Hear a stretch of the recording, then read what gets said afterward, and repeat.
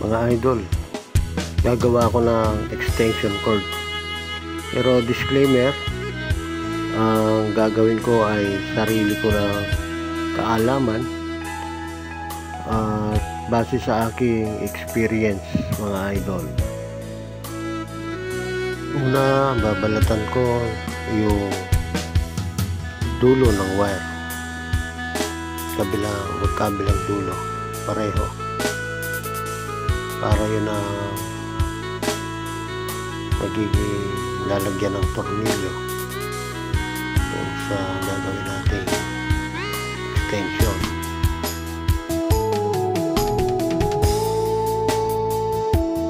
Ingat lang po sa paggamit ng mga tools na ito. Maipit po kayo.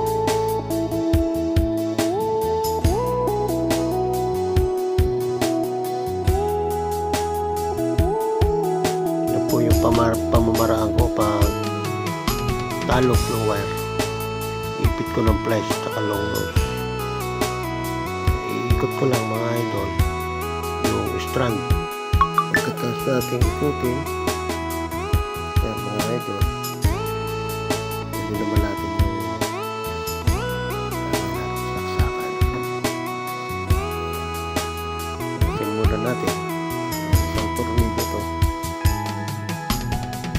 Yan, tapos makikita na natin yung pag-iipitan ng wire. Ito po kasi isang pag-iipit ng wire para kung i-unplug mo, kung mahihila, hindi po matatanggal sa tornilyo. Doon po natin ikakabit yung magkabilang wire. Kailangan po hindi magkadikit. Pagka nagdikit po yan, mag-short, puputok po ang fuse or mag-trip off ang circuit breaker. Pag hindi po nag-trip off o pumutok ang fuse, yan po ang pinagmumula ng sunog. Kaya kailangan maingat at may kaalaman ka rin sa paggawa ng mga ganitong extension, mga idol. Pero sandali lang naman po ito. Ang importante kasi hindi magdidikit yung magkabilang dulo. Hindi siya mag-short. Kahit anong mga kuryente naman po, nagdikit yung magkabilang dulo, mag-short talaga. Lalo na po ito, 220, malakas po ang kuryente nito.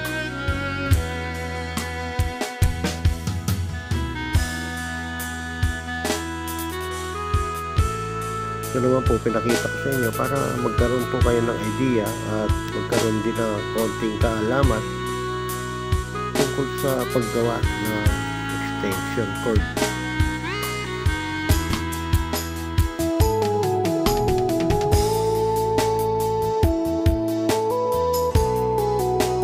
Simple lang naman gumawa nito, mga ito.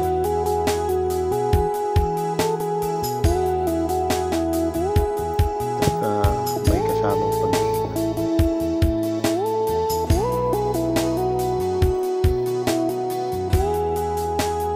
Kaya maigpit kasi yung tornilyo sa paglalagyan ng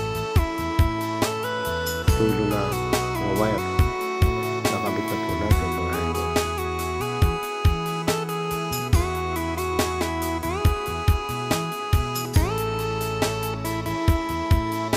Kailangan po mahigpit yung tornilyo kasi pagka maluwag po yan, ang tendency po mag-iinit. Pag nag-init,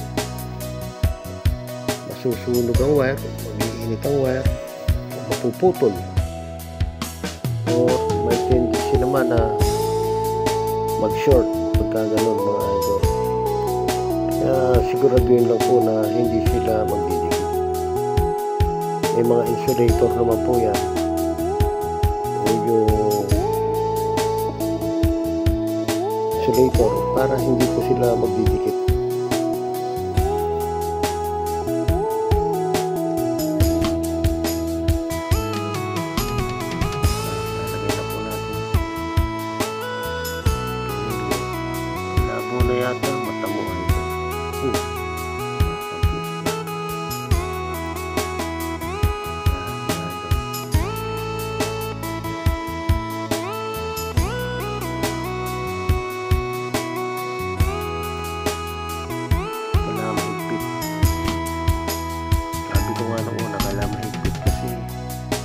maluwag, ang tendency po niyan ay mag-iinit. Pag nag-init, maaaring masunog o magkaroon ng short circuit.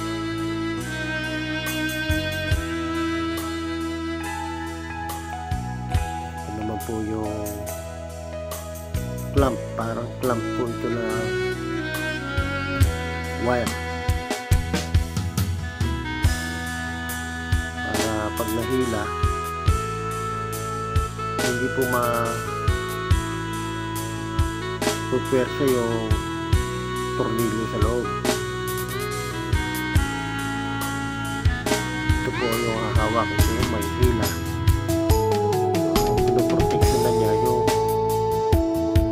dulo ng wire na nakakabit sa tornilyo.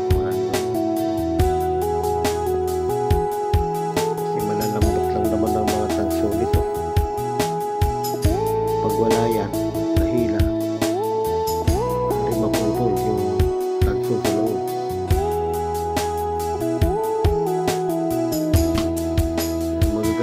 Magaganda na po yung mga lumalabas na saksakan na yun.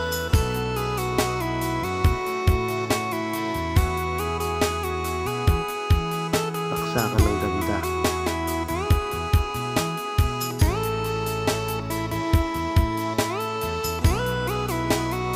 Sige idol, magpitan mong maigi. Yan.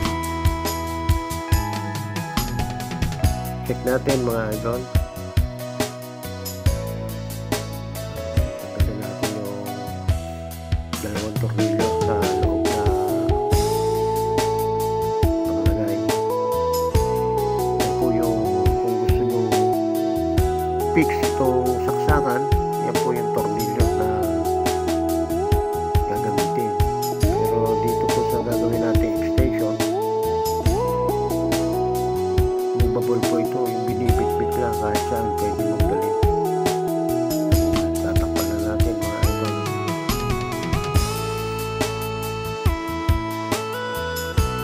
Isa lang naman ang tornilyo nito sa gitna.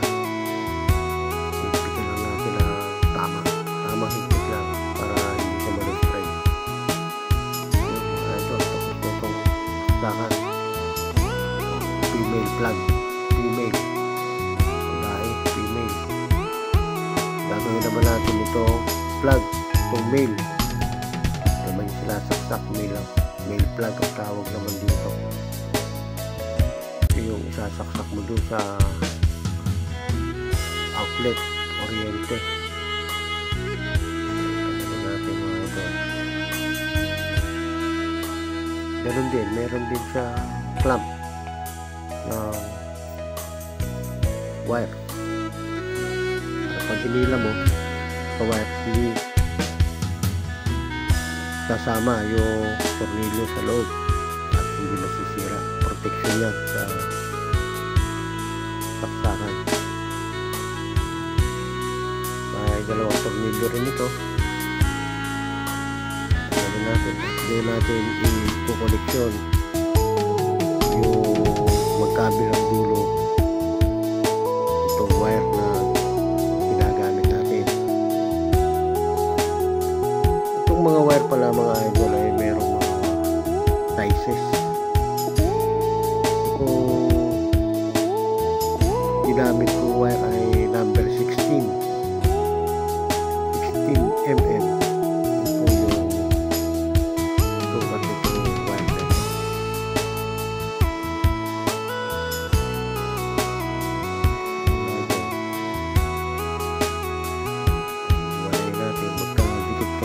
Wire na to.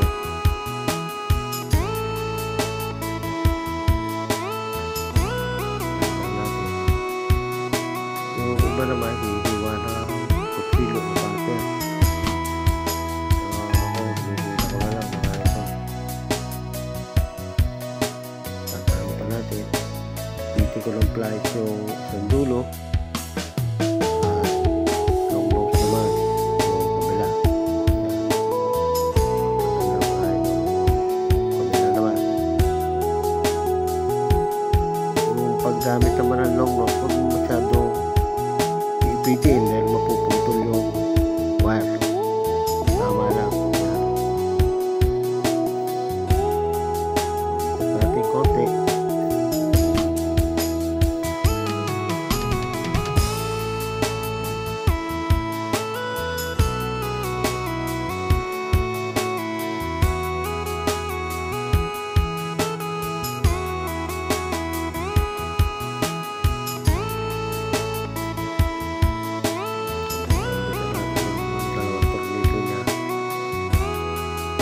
Dulo ng wire, kakamit naman natin dito sa housing na male plug. Siguraduhin lang po ninyo na hindi magdidikit.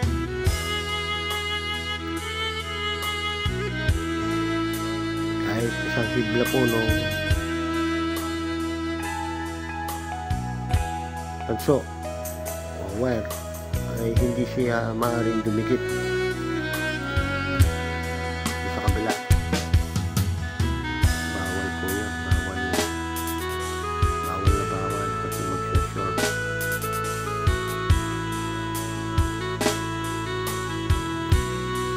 Higitan lang maigi. Tamang higpit lang. Hindi na pwede yung sobra dahil baka mag-spray.